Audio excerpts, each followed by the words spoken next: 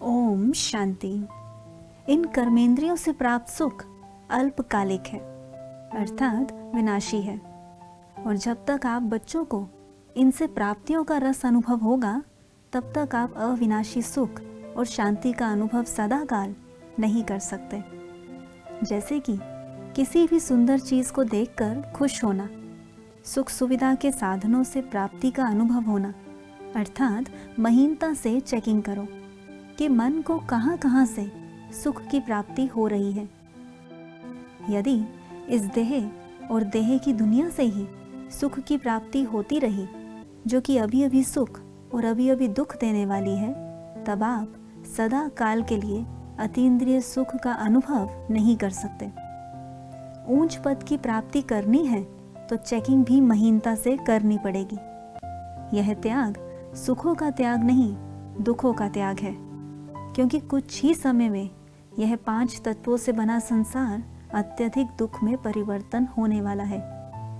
बस सब कुछ करते भी अपनी मन बुद्धि सब चीजों से निकाल मुझ में लगा लो, अर्थात स्वयं को विशेष आत्मा समझ मुझ परमात्मा के प्यार में खो जाओ, क्योंकि परमात्म प्यार से प्राप्त सुख ही अविनाशी सुख है। यह मत सोचो कि इसका भी त्याग करना है, इसका भी त्याग करना है।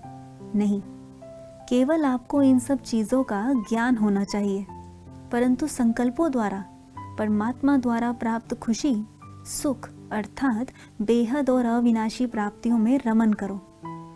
इसके लिए केवल संकल्पों के डायरेक्शन को चेंज करो, क्योंकि परमात्म सुख ही हमारी संगम युग की प्रारब्ध और भविष्य की प्रारब्ध बनाता है। जब त्याग करते हो तो भारी हो जाते हो, और जब प्राप्त हुई प्राप्तियों और प्राप्त होने वाले सुख के बारे में सोचते हो तो ऑटोमेटिकली उमंग उत्साह में आगे से आगे बढ़ने लग जाते हो।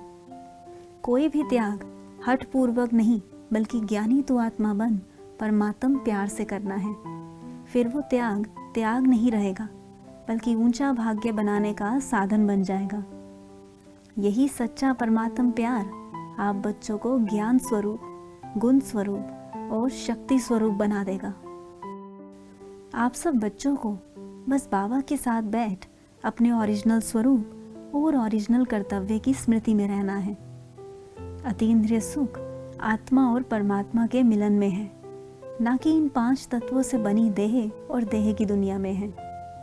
इसलिए इससे संपूर्ण रीति वैराग्य लाओ। यह बहुत सहज है, क्योंकि इस समय बाबा का फुल सहयोग है। बस संकल्पों द्वारा इसे बिल्कुल सहज समझ कर करो। देखो, यह अतीन्द्रिय सुख आप पूरे कल्प में केवल इसी समय अनुभव करते हो, और तो आप हमेशा कर्मेंद्रियों के सुख में ही रमन करते हो।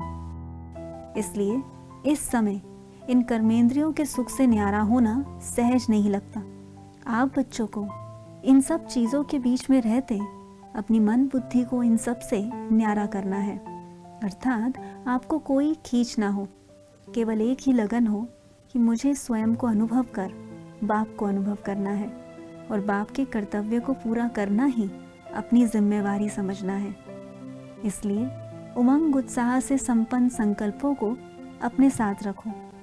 वैसे भी जब बाबा साथ है तो हुआ ही पड़ा है ना।